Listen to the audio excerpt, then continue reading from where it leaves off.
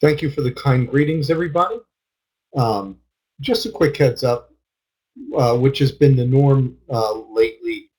When I'm done here today, if you need, recording from today, that would probably apply mostly to people who arrive late or from the last couple of weeks. I usually put the last three recordings in the room after we wrap up, and then I leave the room open for about 5 minutes for people who need to grab those recordings. So Cindy, Vittorio, Cal, Randall, Philip, Fanny, Patrick, Ono, Miguel, Matt, Jack, Henry, Garnett, Gal, Clayton, Christopher, Brian, Betty, Audrey, and Angela. It is great to see you. Um, Thank you for your patience for a few extra minutes here. What was it, about 15 minutes uh, to let Dan wrap up with the equities challenge. It looked like the attendance in this room almost doubled after Dan wrapped up. I figured people were listening into that. Now, if you're only a member of this program, well, you would still be eligible for the equities challenge if it was of interest. Just so everybody knows what that is, it has to do with the equities day trading. Um, it really is open to any member of IFT. It is not open to people outside of IFT. But what it is, it's a contest that Dan arranges a couple of times a year, and it's fun. It's fun. The way I always describe it is, it's fun if you're into the gaming side of it and the competition of it all. But I always say, if that's all you're into it for, I think you're missing an opportunity of some really good opportunity for further development. If you use it as a developmental tool, I think it can be immense. I always used it as a developmental tool, and always placed very well as a result because I would always go into it with a plan. Disappointingly, I cannot participate anymore.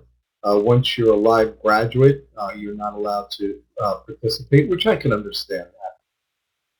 I just miss taking a certain topic that I'm focused on and taking it into the challenge and just working through it. I always enjoyed that process for myself, which I can really do anytime on a demo account. I can open up an extra demo account and do a similar thing. But it was all the fun of the pageantry and the competition and all of that on top of that. So once again, if you are interested, I believe it's 100% filled up, but I always encourage people to still sign up, because if there's truly zero seats, you will not be charged. If somebody drops out, there is a wait list. Why would people drop out? All sorts of reasons. Something comes up on their schedule, or the credit card information that they posted doesn't work and they don't respond to follow-ups, whatever it might be. And you would find that at ifundtraderschallenge.com. ifundtraderschallenge.com. So here's what I will do in the following order today. I will scroll back and make sure that I capture and go over every single comment and question posted earlier while we were waiting for Dan to wrap up with that overview meeting. And then I will do a quick overview of the SPYs, right? We always do an overview of the general market in this room, and we use the SPY ETF as a representative of the S&P 500 as the best broad-based barometer of the overall U.S. equities market, because it consists of the top 500 publicly traded companies in the U.S. stock market. And then I'll probably squeeze in a lesson today too, or at least start one. So let's scroll back. Let me scroll back. Give me just a moment to scroll back and see if there was anything posted.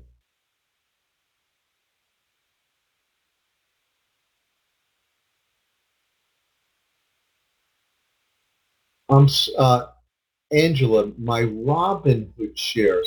I don't think I ever mentioned. Let me ask the room. Did I ever mention Robinhood shares in this room? Oh, yes, yes, yes, yes, yes, yes. I forgot about that. It was not a I apologize. It was not a standard. It was not a standard swing trade. I apologize. See, as I even described it, this is why I froze mentally on it. It kind of was a wealth approach in a unique swing environment. Does everybody remember me talking about it that way? That it was a combination of things. So I'll touch upon that right now, and let me clarify. Um,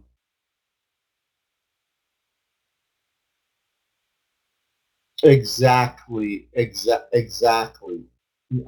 You could, and here, let me backtrack so that people understand what we're talking about, because actually I had a mental pause there to think about it. I was thinking, well, that's not a standard swing trade, but yes, because of the uniqueness, because of the uniqueness, um, this was part of a longer conversation in the room last week, and that recording will be posted here later. But very unique in the market where basically on the technology side, more of the triple Q side, there have been some stocks that have dropped dramatically, and we're talking like 80%, 60%, 85%. Some of them may be going out of business. There were a couple of symbols that I mentioned that fit that description and said, "Well, beware, they're having cash flow problems, and there's a good chance that these companies may go out of business." But there were a couple we mentioned, and this is where it was a little blurry for me when I first saw the comment. I mentioned that this could be a wealth approach or a unique swing approach. A wealth approach, in other words, if you're in Oliver's wealth program, when he always has had this saying from day one of the wealth program, when fantastic companies suddenly fall out of bed and fall out of favor, whether it's in spirit with the overall market or maybe one news event or one earnings session, and nothing else has really changed with the company, that's a great opportunity to create a wealth position. And Oliver has done it time and time again. He did it on the wealth side with Microsoft in the late 1980s after the 1987 um, uh, the 1987 Black Monday period when everything went down dramatically, and he searched for companies that were still great companies that just fell because everything fell. And then once again, something very similar around the year 2000, he did the same thing with Amazon after the internet bubble, which Amazon got caught up in. I think it went down all the way to $5. You know, split adjusted and all that, $5, and he still saw that as a great company. He did a similar thing with Apple in the same time period. Well, what got us into this conversation now? Again, I'm bordering on a wealth conversation, but I said you could use the same unique circumstances in a swing perspective too. For wealth, you're looking to hold on to things for many months or years and potentially forever. If it's a good enough core position, for example, I bet you Oliver still holds a certain amount of Amazon, Microsoft, and Apple, even on that unfortunate day when he leaves this earth. That's part of the wealth plan to pass a certain portion of the wealth portfolio forward to future generations. So what got us into the conversation was this seems to be one of those rare times when there's opportunity like that. And the one example, and Miguel posted was it Miguel Vittorio posted in the room where Facebook was just massacred after its earnings announcement a few weeks ago. Whatever it dropped, from the high 300s to the low 200s. When was the last time we've seen Facebook in the low 200s? Now, if you truly believe that Facebook is going out of business, that whatever debacle in one single quarter's earnings announcement means the end of the company, well, don't go near it. But if you really think, it was a stumble and maybe a bit of an overreaction, what a great opportunity for a wealth player, even a swing player. So I went on to mention, and I forgot because, like I said, I really segment things and compartmentalize things in my mind from day trade, swing trades, and wealth trades, long-term holdings.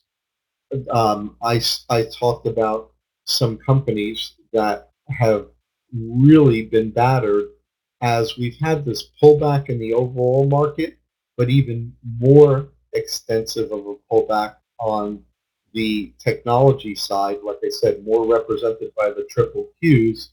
And I mentioned a few symbols that were even beyond the extended pullback of the triple Qs, companies that were down up to almost 90%.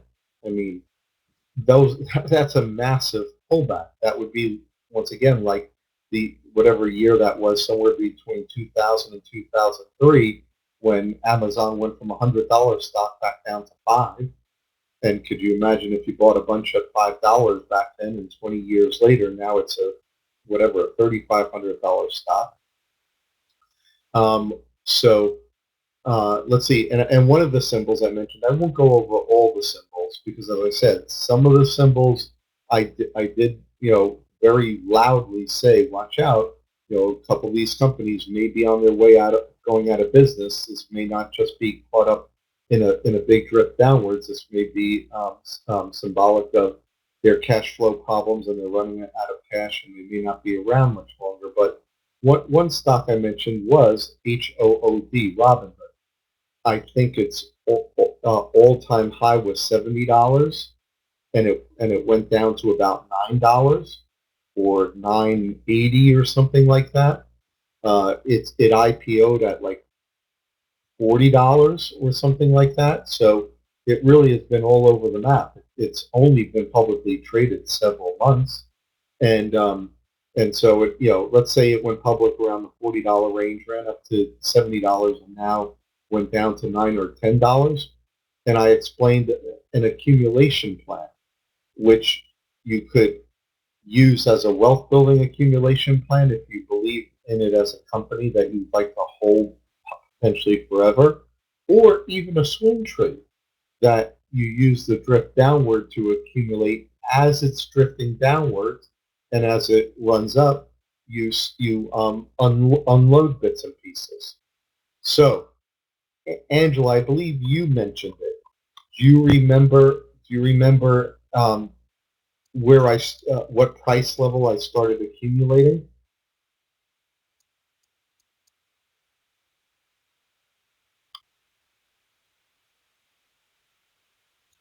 So I see a couple of other questions about the Robinhood trade. So I'm covering that now.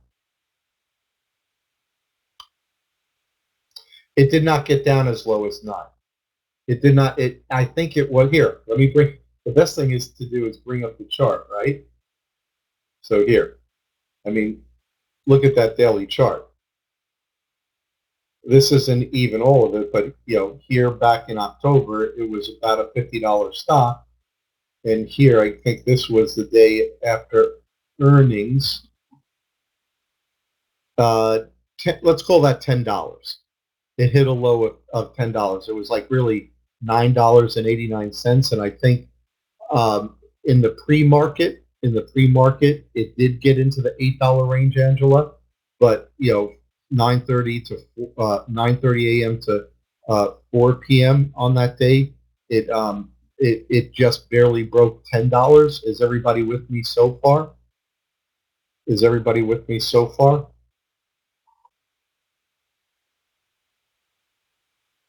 I just want to make sure I'm not losing anybody. So, how long ago are we talking about here? These are daily bars. So here's today: 1, 2, 3, 4, 5, 6, 7, 8, 9, 10, 11, 12, 13, 14. So within the last couple of weeks is when I mentioned it. It may not be in the last recording. It may be in the recording before that.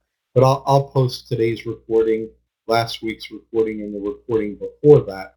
So this this was my accumulation. I had a plan, and you may remember it. I might have not been this specific about it, but a plan to accumulate more shares every $2 or $3 that it went down. So I started again. I'm gonna just do this in round numbers. So around $12, and then again around $10. And I did have orders down by $8, but it never really got there, even in the pre-market.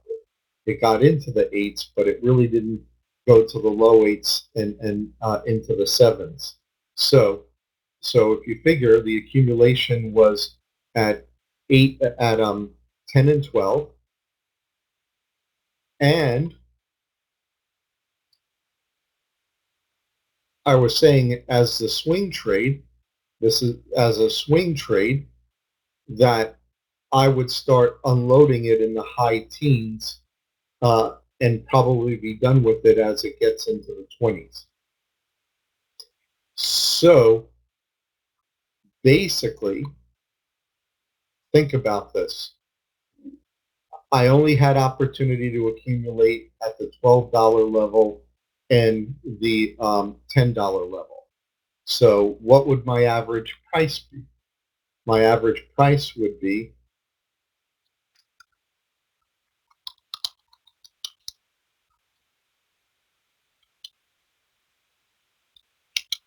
exactly, Garnett, approximately 11. So let me ask this question. Just looking at the chart here, uh, Garnett, no, I buy a little more. I buy more shares, and you have to have this planned out with your risk unit and all that sort of stuff. As it goes lower, I buy more shares. So what do you think, everybody? Do you think I'm still holding the whole position? Just tell me yes or no. Do you think I'm still holding the whole position? Tell me yes or no.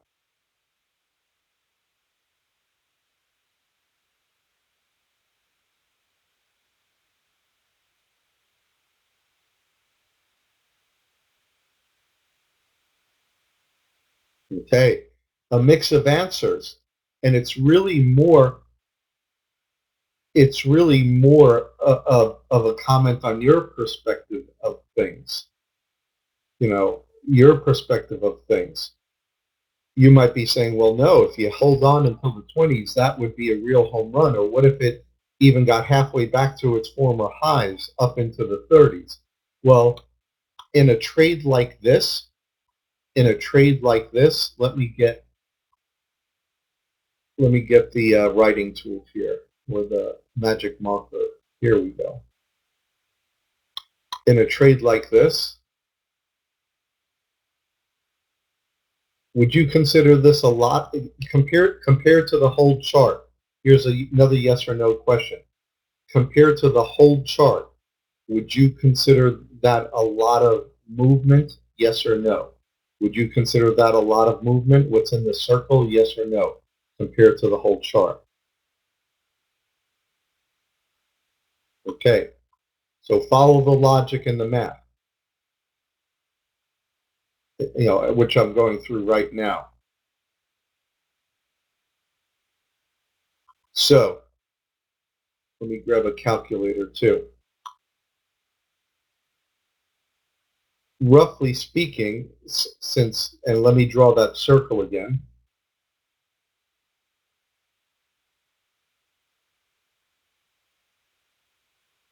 Now, this is not an atypical type of swing trade that we do.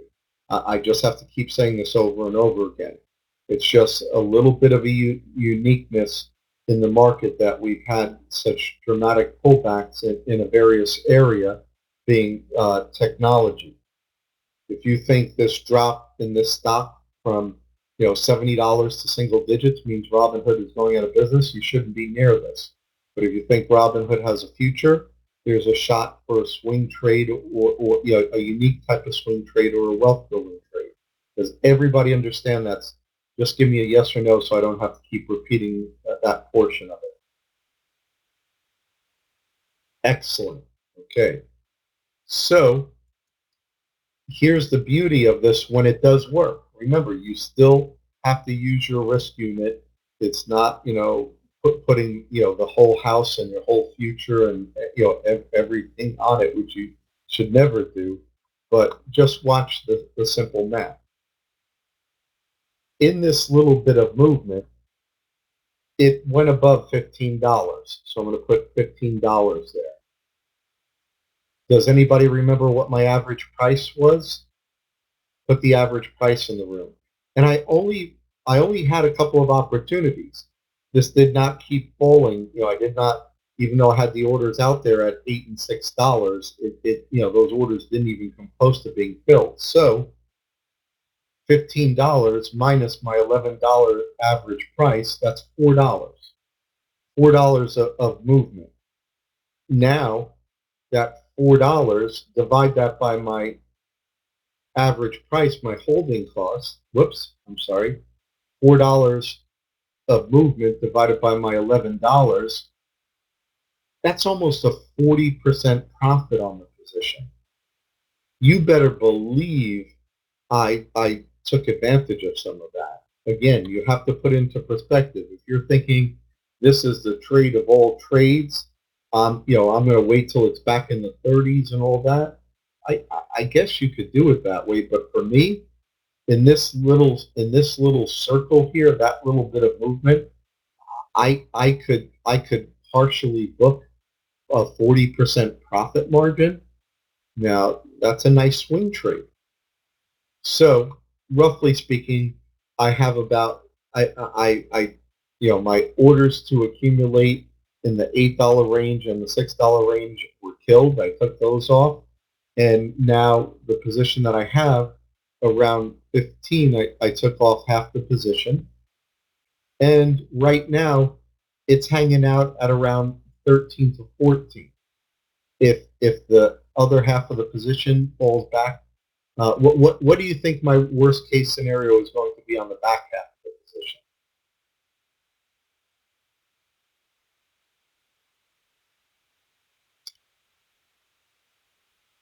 On the back half, Garnett. Go home with money is a fair answer, but I have it in at break even. If this starts coming back down there $11, I'll kill the back half. If it pops up into the higher teams, 17, 18, I'll probably take off a half of the half that I have left. So another quarter of the position.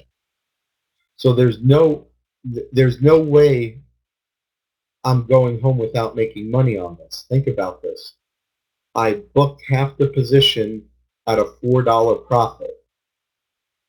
That's a huge profit if you think about it. Whether you think of a $4 move on $11 position from 11 to 15, or you think of it as a 40% move, that's huge.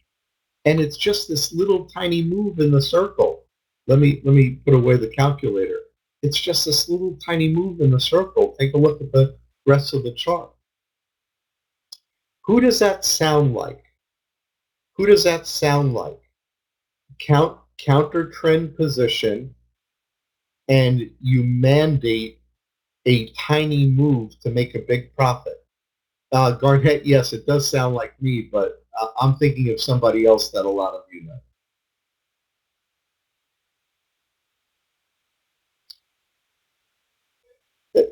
The person you hear it most often from is Dr. Dan in the equities room. And I know not all of you are in the equities room.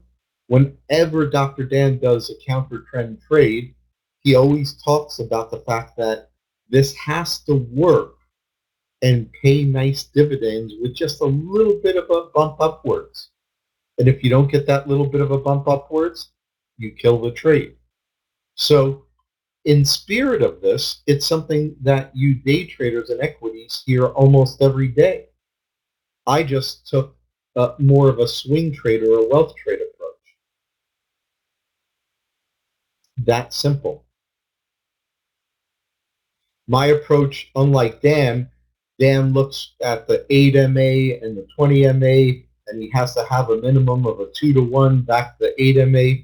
For me, it was more so, all right, this has gotten down to single digits. Could it pop back into the low teens? It was really, after being a $70 stock, now it's single digits. I don't think this one's going out of business. Um, it may not be as a robust of a business that everybody thought on IPO day, but I don't think it's going out of business. They have billions and billions and billions of dollars of cash reserves. So that was just my thought.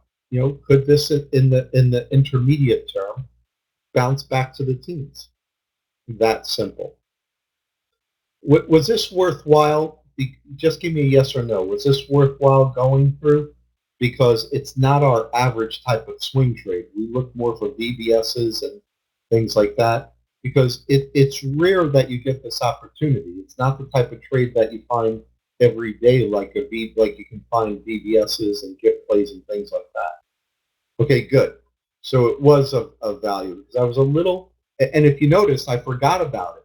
I was tentative about talking about it at all a week or two ago, and that I needed Angela to remind me. so, so that's the plan.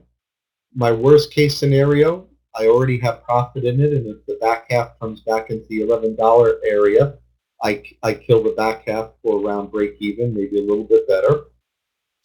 And if it gets into the upper teens, I'm going to take off if it gets into the upper teens, I'll take off a half of the half that I have left, which means I'll have a quarter of the trade left. And at that point, I'll probably do something like lock in $15 on the very last quarter and see if it can pop back into the 20s. And if you remind me, I'll keep you apprised of it. Right now, what do I think it'll do? I think it's a 50-50 probability that I squeeze more profit out of this in the high teens, a 50% chance I squeeze more profit in the high teens, and 50% chance it just drifts back down to $11, approximately $11, and I kill the back end. Well, Garnett, that's what I was saying over and over again about Oliver. This is more of an Oliver type of wealth trade. You could, I'm taking this Oliver wealth approach, and because of the unique circumstances, applying it more in a swing trading perspective. Or you never know. I may come down to the last 10% of this. Think about it. By time if this pops up to the high teens, I could probably keep the last 10% of it at a basis of 0. Think about that. If my average price is 11 and I peel off as it goes up to the higher teens, I could be left with, if I want to, I could be left with 5 or 10% of the position with a 0 cost basis. Then I throw that into my wealth side because who cares? 20 years from now, it could be $1,000 stock, or 20 years from now, it could be out of business. It doesn't matter. That last little portion is free. I could also approach it that way. Once again, I'm going to check in with everybody because I'm mixing wealth and swing here. Is everybody clear? Is everybody with me? Do you understand the very special nature of this one? Just give me a yes or no.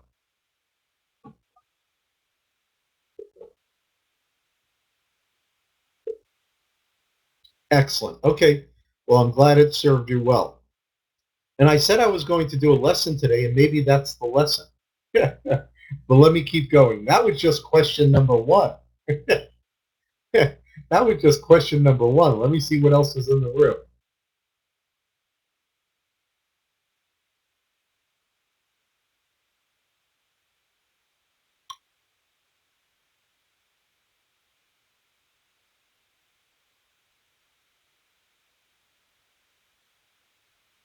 Oh, Angela, so I was right. When I counted the bars on the chart, That discussion was 2 weeks ago. So you'll all those recordings I'll post in the room at the end of it.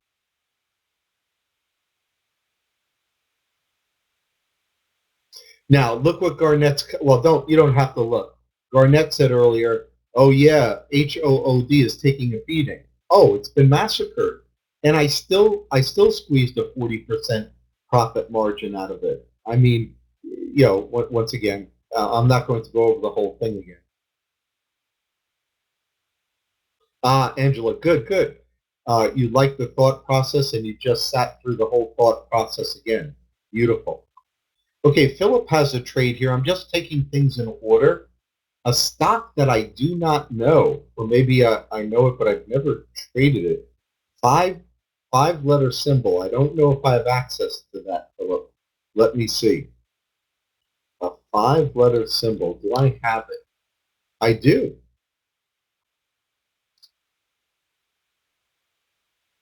Liberty Broadband. Liberty Broadband. Here, I'm going to bring my level 2 into view.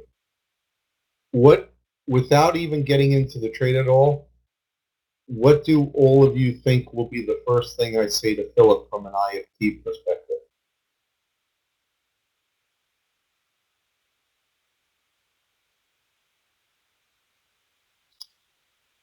Exactly, Patrick. Philip, remember at IFT, we usually recommend stocks to be at least a million or 2 million shares of daily volume. Otherwise, from an IFT perspective, it represents the potential of illiquidity, of maybe problematic, being problematic with liquidity, which is very important when you want to get out of a trade. Again, that's just a little bit of an IFT standard. Just a little bit of a reminder on that.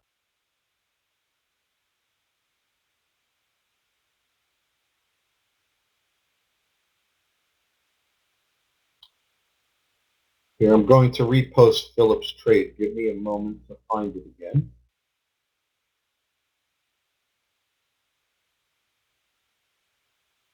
Just so I don't have to keep scrolling back and forth for it.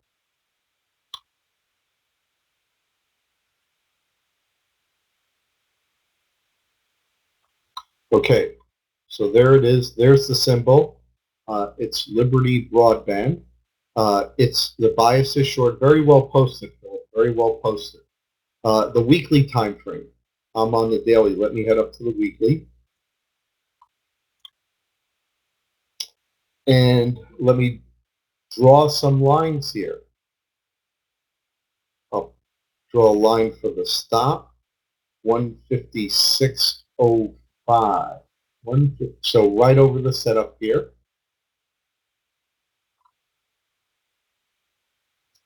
And the entry, I'll assume, I'll use a red line to show the sell entry right about there. So there's the setup. Philip, when did you enter the trade, Philip? Today?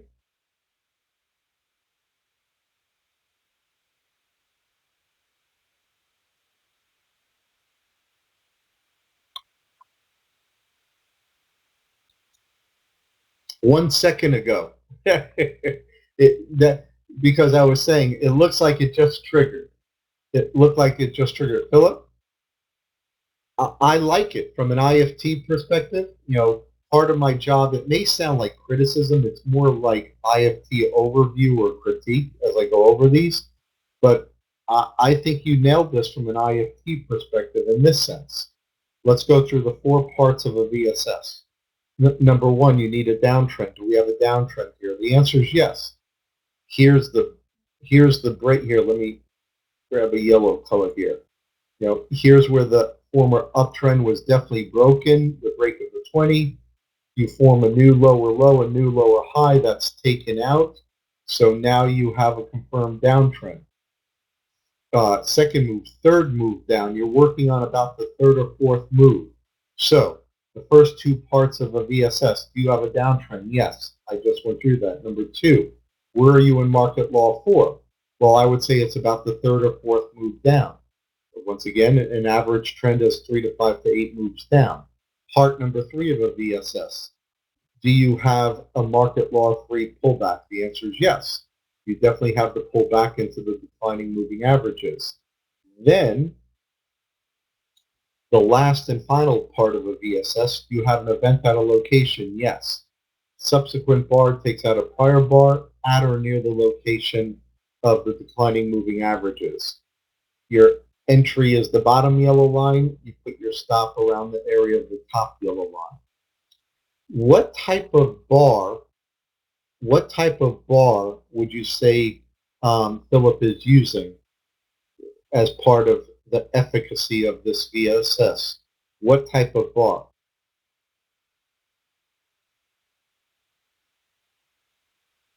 Absolutely, I agree with Patrick.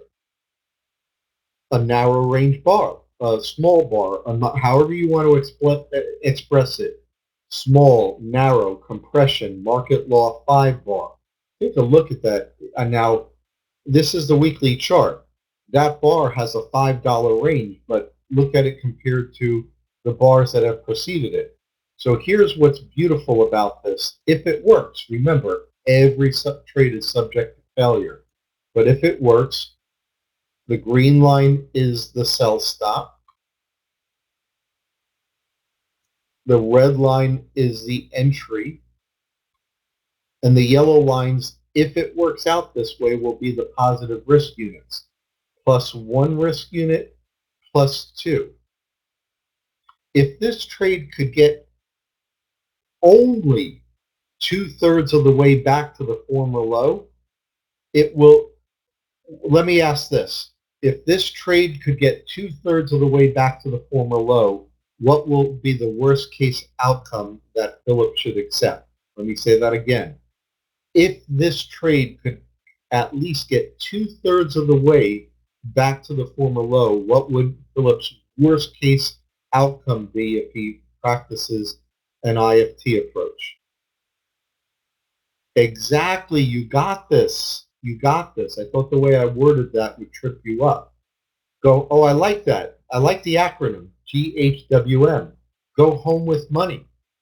So, Philip, the way I look at this from an IFT perspective, you pick the setup that probably has about a 60% probability of working.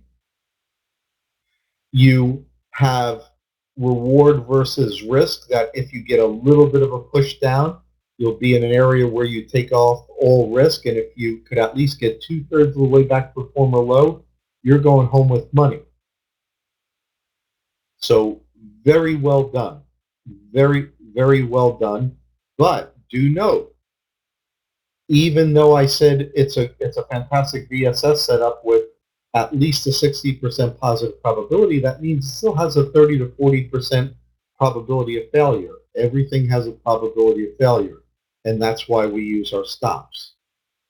Now, in regard to this trade, there's something on this chart that I should at least mention before we move away from it.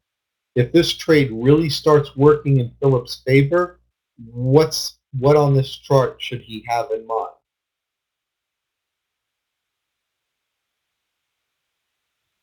Exactly, Patrick, the 200. But even look at this. A lot of times I'll tell people, watch out, you have the 200 there. But as far as Philip, if he made it down to the 200, he'd be up about 5 Rs. So even with the 200 potentially in the way, this could turn out to be a real nice trade. But who knows? It could make down to the 200 or beyond, or in the next 5 minutes, it could shoot up over the 20 and the trade will be over. So, Philip, very well done. Very well posted in the room. I think you really nailed all the IFT factors. And I'm going to go silent for a moment because I'm going to make a note for myself so we revisit this. So we revisit this trade.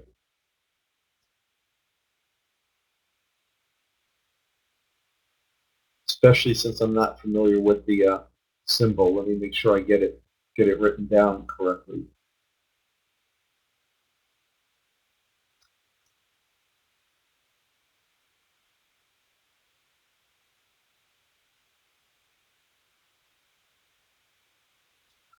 Okay, got it. Excellent, Philip. That's something that we do not speak about often enough. When you're swing trading, you do have to be aware of that earnings calendar, right? Because we do hold on for days and weeks. So you're talking about earnings in about 10 days. So just something to consider. All right, let me grab the next comment or question. Or trade if I see it.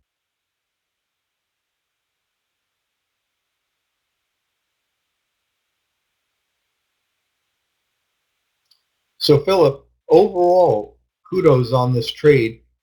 The only thing from an IFT perspective is that low liquidity, that low volume that can create liquidity problems.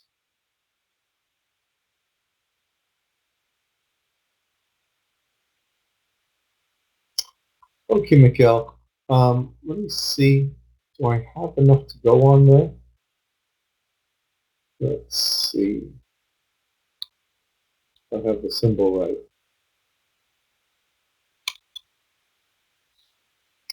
Oh, Zoom, ZI.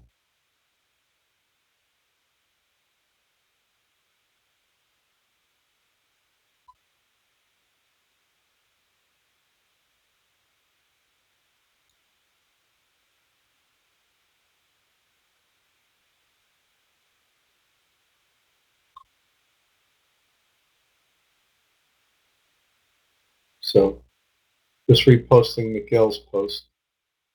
Let's see if I have enough to go on. The symbol is ZI, that's Zoom. The bias is long. You're calling this a catch play, which I assume you're referring to a VBS catch play, since you're saying bullish. It's the daily time frame. 56 is the entry and 51.55 is the stop. Okay.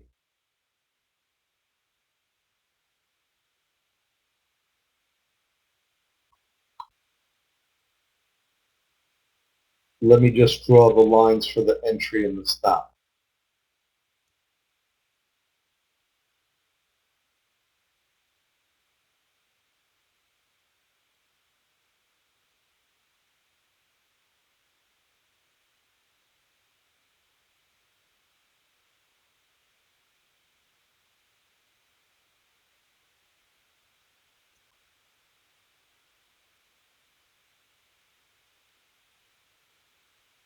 So Miguel, is that close? The green line as the entry and the red line as the stop?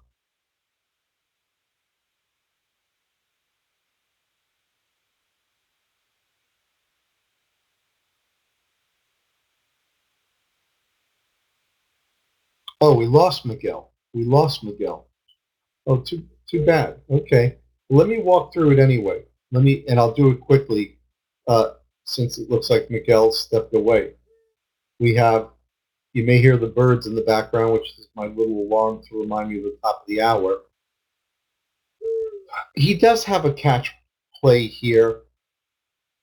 He does have a catch play here, and I'll walk through the aspects of it. But what do you think my biggest problem is with the trade?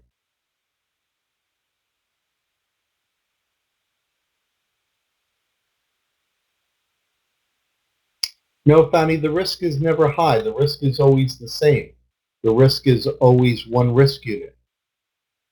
Exactly. Patrick, no, Philip nailed it. He's taking a trade right into the 200, right? This is a world of difference between Philip's trade and this trade. You know, Philip was still dropping into a 200, but he had 5 risk units worth of room down to that 200. This, you don't even have it doesn't even have a quarter of a risk unit. This doesn't even have a quarter of a risk in it.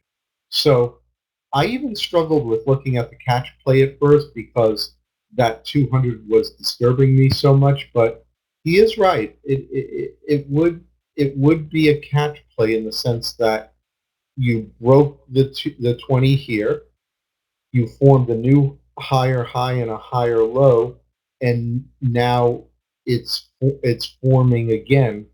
But here's another problem with it. Here's another problem with it. It really hasn't triggered yet, right? He must have jumped in on today's bar. There's really no trigger here. So the two things that trouble me about this is there's no trigger yet, right? You would need tomorrow's bar to do something like this, right? Then that would be the trigger right there. And then number two, it's smack into a 200. So I'm going to put this trade aside without Miguel here to talk about it. Oh, 2 o'clock, those Fed minutes, right? Oh, how can I forget about that today? Fed minutes are out, everybody. Yeah, let me grab Forex Factory. Well, in the first 1 minute of the Fed minutes, the market is liking it. Who knows what will happen by the second minute? So here's the red news announcement right now.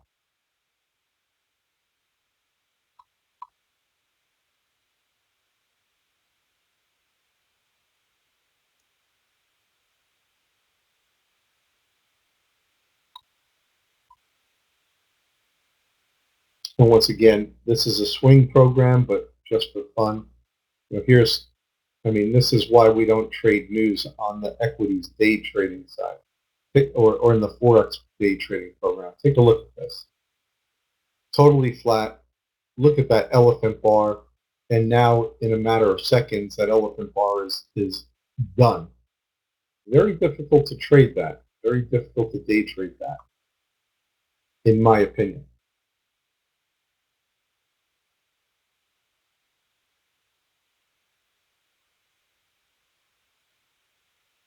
Okay,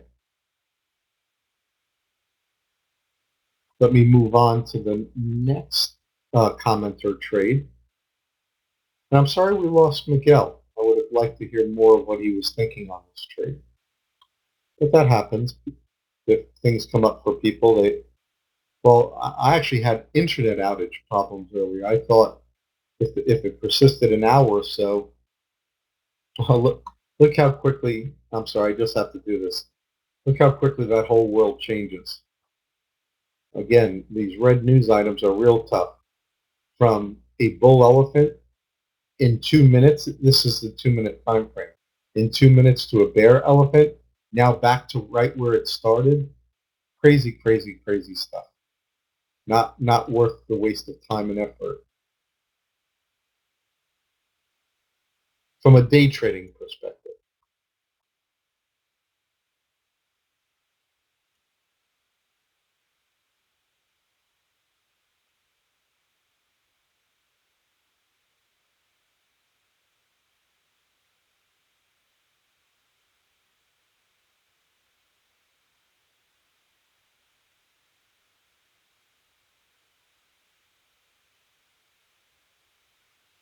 I'm just scanning for comments and questions, everybody.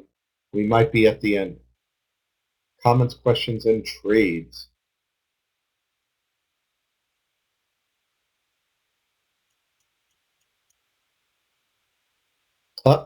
Ricardo, another trade here. Thank you, Ricardo. Let's take a look at it.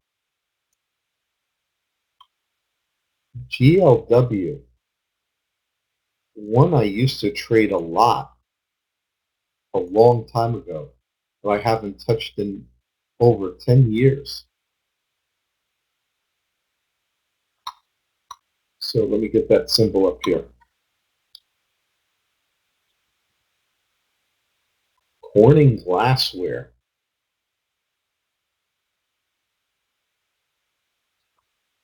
I think all of you are starting to get this catch concept down. as opposed to regular VBSs and VSSs. So let's take a look at this. Um, Great job today posting all 6 items too, everybody. Very well done. So the symbol is GLW uh, for Corning Glassware. Most of us are familiar with one product of this company. It's interesting. Um, it's interesting. This is silly. I'll waste 2 seconds on this. Corningware. What do you think of when you hear that company? What comes to mind?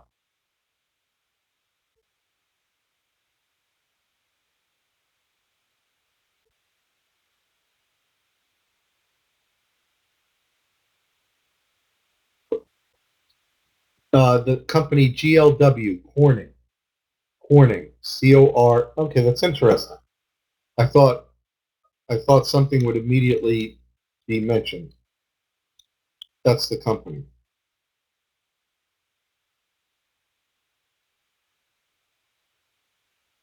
Exactly, Stephen. The dishes and cups, right? Dishes, cups. I mean, it was all the rage, having Corning as your daily cups and dishes because they're very hard to break. It's not fine china; it's extremely durable. That's how the company became extremely famous. And this is history, and this is ancient history, and very boring. But when I traded it almost every day back in the late 1990s, early 2000s, nobody thought about it as far as the cups and dishes anymore. It's funny how companies go through this. At that time period when high-speed internet was everywhere, they were probably the number one maker of fiber optic cable. They were, going, from metal coaxial cable to fiber optics. They took all their dishware knowledge with glass and all that and put it into fiber optics. And that was, it was like going to Apple today. Just one of the go-to stocks because everywhere in the country and everywhere in the world was upgrading to fiber optic, internet for transmission. So real interesting. And nowadays, since most of the world, well, nowadays most of the world either has fiber optic transmission already, or it's now gone wireless. So now Corning is mostly known again for its cups and dishes. Again, that's probably too much information, but and it's one person's opinion, but that's coming from a person who used to trade that symbol constantly 20 years ago, and now, like I said, I don't think I've touched it in 10 years. Now, that's not a comment for or against this trade. It's just a little bit of day trading history in the company. So, once again, let's take a look at this. Let me go through the 6 items. The symbol is GLW. The time frame is the daily. It labeled as a VBS catch play. The bias is long. And let me take out the green marker and the red marker again. The entry is 4222. So it looks like it was just entered also, either today or yesterday. And the stop is 4163, which I'm guessing is probably right under the setup. Let's look. No, no, no, not under the full setup. It actually is under today's bar. So Ricardo, is that pretty close on that? Is that pretty close as far as, not exact, but pretty close as far as the green line and the red line?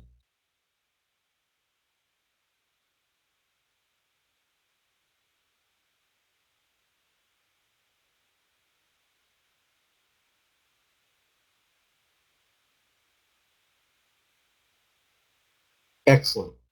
So let's talk about this as a VBS catch play. Number one, do you have an upwards 20? Yes.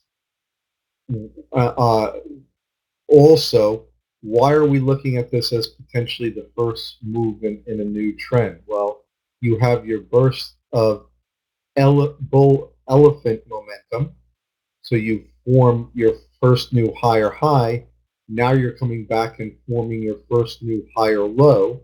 So this could be looked at as the potential first move or first VBS in a new uptrend.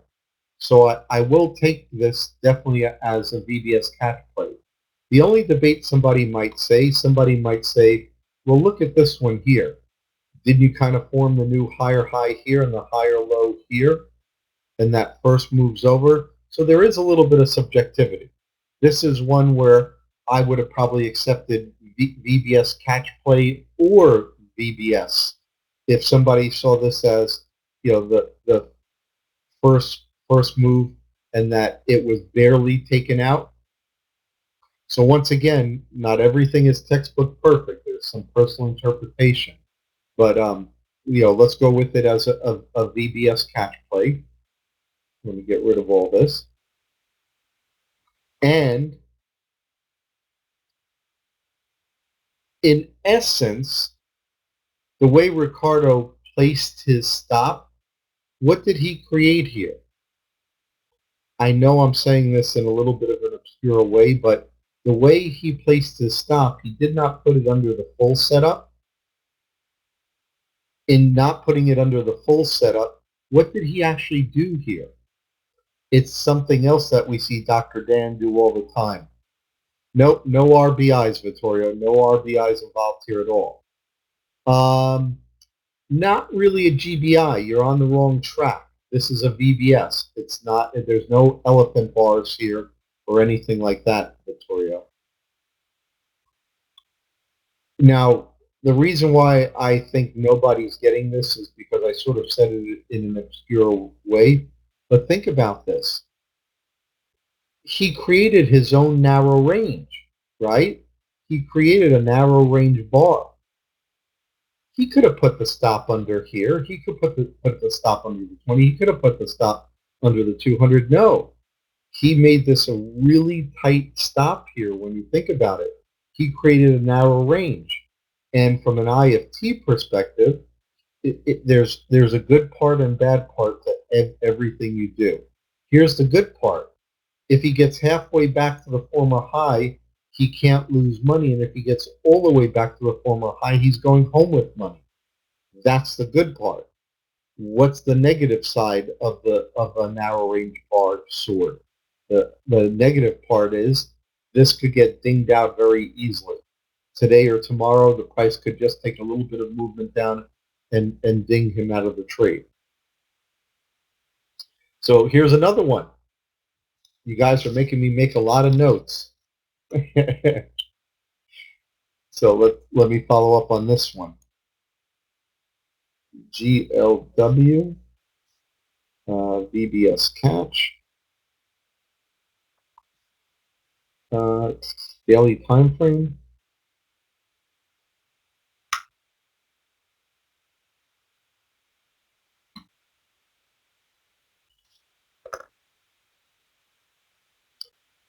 And let me keep these trades straight in my mind. This was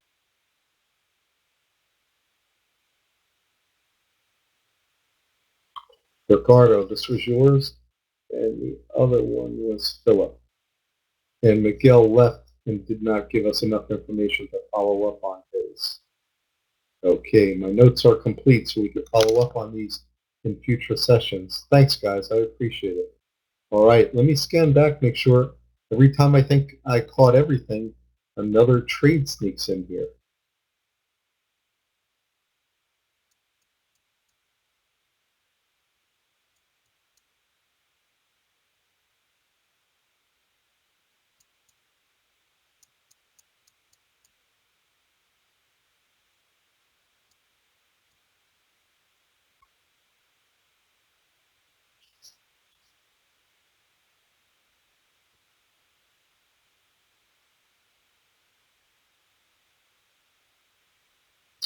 Hey, Ricardo, I have you down here for a discussion, as far as lessons concerned, the VBS, VSS.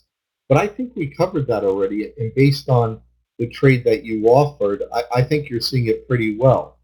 Do you just give me a yes or no? Would you still like to do a lesson on that, Ricardo? Or do you feel you have that down pretty well? These may be, I might be looking at old notes. I might be looking at old notes here.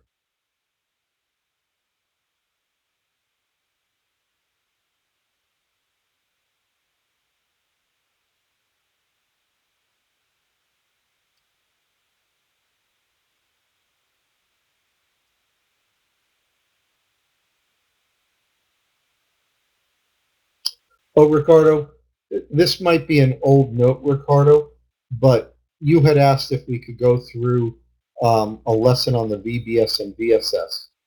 But I think it's an old note. I think we covered it.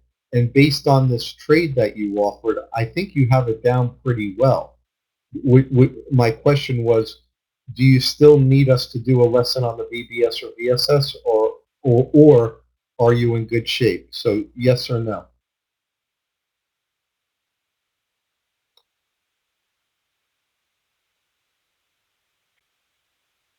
Okay, we'll do it very quickly because based on this trade, I think you have it down pretty well. So let me do that, and that'll be the lesson portion of today. And then I'll wrap up and I'll post the last three links to former recordings, and we'll be back at it next Wednesday.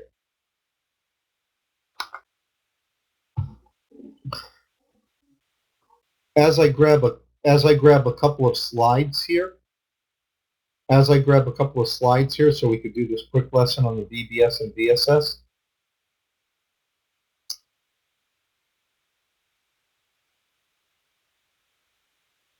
Fanny, I don't have. You would have to go through the recordings that are in your control center, or go through the manual. I don't have specific recordings on VBS, VSS. The recordings that I talk about are the recordings of this whole session, the 1 p.m. sessions on Wednesdays. So no need for a recording, Fanny, because we're actually going to go over it right now. So let's go back to, let's see, which one?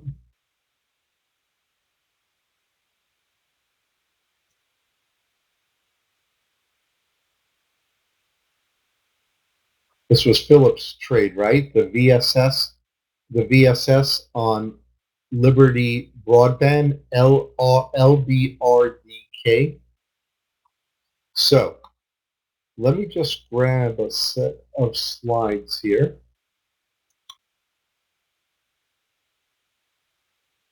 How good, I do have it.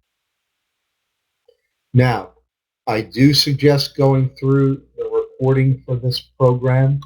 It's in your control center, and I mean the whole recording for the swing trading program. I suggest you peruse the manual on a regular basis. It's all part of your membership. But what I'm about to go over, I guess I could call this my Cliff Note version of how I teach stuff here at IFT. I feel you can listen to recordings, historical recordings of the program, and learn this stuff. You're more than capable of reading the manual or specific chapters in the manual, like the chapters on VBSs and VSSs. So my approach to teaching at IFT is not going page by page through the manual. I try to approach things in a little higher level, and I call it the Cliff Note version, or if you want to say the bullet point version of teaching, which means I try to boil everything down to just a few core bullet points or a few core sections, which is the true heart and the true heart of the strategy or whatever the concept is. For example, we have a 13-bar alphabet. Well, who remembers this? How many bars do I boil that down to?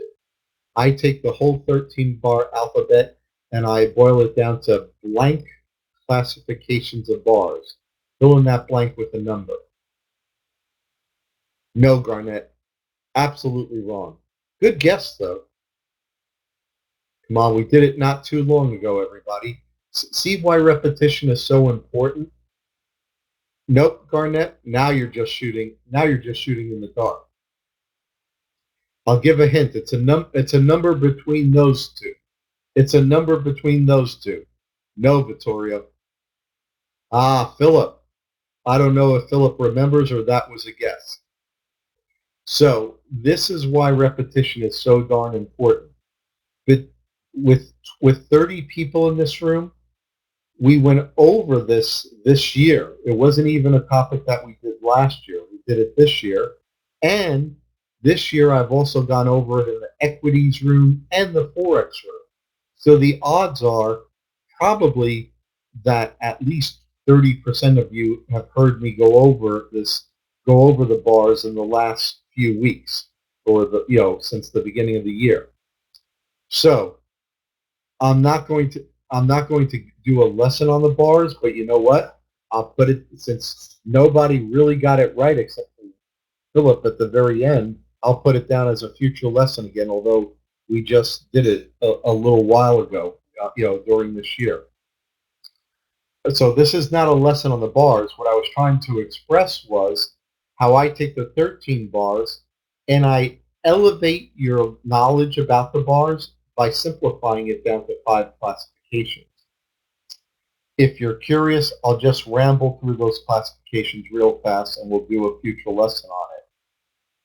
Elephants, tails, normal, neutral, market law 5. Those are the only types of bars there are. Elephant, tail, normal, neutral, market law 5. That's it. All 13 bars of the 13 bar alphabet that you learn can fall into one of those classifications. For me, it's easier to remember 5 things rather than 13 things. That's kind of why I designed that whole concept of, well, how can I make learning the bars even more sophisticated while simplifying it? So I get into all that because that's what I do with the strategies also. I take the VBS and VSS and rather in one long video or one long chapter, I boil it down to 4 bullet points. And I went over this earlier in somebody's trade, but let's do it again. First, you go with the trend. What tells us at IFT, what gives us the trend's bias? What do we use as the number one item? Excellent, everybody. The direction of the 20. So if you have an upwards 20, that's the world for VBSs. You're looking for buy setups. If you have a downward 20, that's the world for VSSs. You're looking for the short setups. If you're sideways with the 20, there's no VBS or VSS. You're sideways. So that's the first thing. Now what you'll see listed here, and we did this lesson also this year too, but the 4 types of trends. But basically the direction of the 20 rules all. Then you have to be aware of where you are in market law 4. If you think about it, we discussed this twice today, right?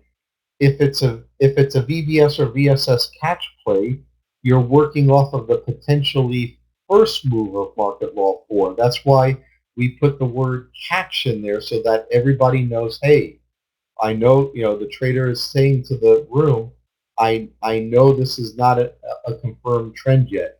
I am working on catching the potential first move in the new trend. Or we could do like Philip's trade here and say, oh, this is the second or third move. Oh, here's the first lower low, lower high. That's the first move.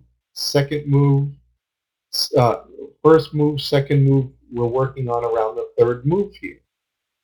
Why is that important, knowing where you are in market law 4? Because we know that the sweet spot for VBSs and VSSs is somewhere between the second and 8th move. After the 8th move, probability starts diminishing. Before the eighth move, before the first move, before the second move, the first move, probability is diminished. What does diminished probability mean? It does not mean negative probability. Diminished just means 50-50 shot. Your VBS and VSS catch plays are a 50-50 shot, which is acceptable. After the eighth move, if the 20 moving average is still holding, it's a 50-50 shot. Where do you get into that beautiful sweet spot of 60, 65, even 70% positive probability? The second through eighth move. Next.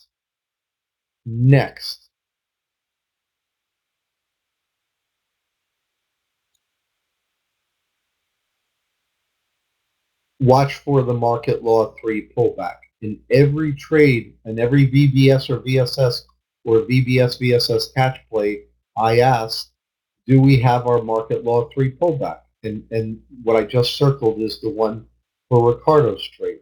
Very simple. This is all that Fibonacci flow.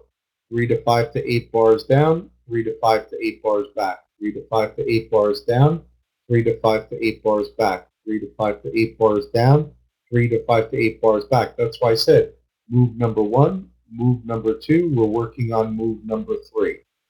Now, is it always exactly 3 to 5 to 8 bars? No. That's the Fibonacci statistical norm. This move down has about 5 bars. This move back has 3. This move down has 4. This one has 3. So it's the statistical average. Could you have 45 bars down? Yes. I do not remember the last time I've seen that, but it is possible. So that's the market law 3 pullback. Then lastly, the last bullet point on this lesson. What's the last bullet point? Can anybody, there's 2 parts to it. Can anybody tell me one of the 2? That's one of the magic words, event. You always look for your event. Come on, somebody, help out here. Event at a excellent. Well done, everybody. Got the both words. You wait for your event at a location.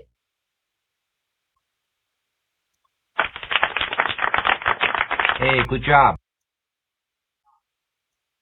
So that's it. Event at a location. And although it was very recently, Ricardo got that. What's the event? The event is when a subsequent bar takes out a prior bar. So the current weekly bar, a little while ago, did take out the prior bar. What's the location? At or near the declining moving averages. So once again, this was Ricardo's trade. Nice, beautiful, narrow range bar. Excuse me. So those are the, I'm sorry, I said Ricardo. This was Philip's trade. I apologize. Ricardo was a GLW. So that's the lesson on the VBS VSS. Bullet point number 1, you go with the trend. VBSs for uptrends, VSSs for downtrends. Number 2, where are you in market law 4? Just so you're aware of the probability that you're dealing with. Are you in that second through eighth move, that higher probability, or are you in the first move or beyond the eighth move where it's a 50-50 shot? Acceptable, but a bit diminished. And then you wait for your market law 3 pullback, and then you wait for the event at a location. So everybody, we've been going over an hour now, well over an hour. I'm going to call it a wrap. And we got everything in I wanted to. A very robust Q&A session, a review of trades, and a lesson. Oh, you know what I did not do? I knew there was something gnawing at me, and I'll do it real fast. We usually take a look at the overall market. I think I think I forgot to do that. Now, this is interesting. This is the SPY on the weekly. What has happened for the first time? Think about this, everybody. What has happened for the first time very recently in the last month on this weekly chart? Exactly. The 20 has been threatened numerous times. This is the first break in about a year. This is the first break in about a year. And Philip, you're right. It's still below the 20. But think about this. It's showing some weakness. This uptrend is no longer dependable. But this is not screaming an automatic switch to, go short the world. I mean, this could be back at all-time new highs in a heartbeat. So it's at a point of indecision here. If you think about it from an IFT perspective, you cannot depend on the uptrend, and no new downtrend has been formed yet. It looks like it's trying to create the first higher high and higher low, higher high and higher low take, but there's no takeout yet. So we'll see. And as far as the weekly chart, that's what I'm looking for. Do we truly form into a downtrend? And therefore, I'll start measuring shorts going down to the 200? Or do we start going sideways for a while? Or, like this market has done over and over again for the past 15 years, do we jettison back into all-time new high?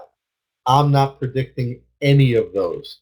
It really is even odds on any of those three happening.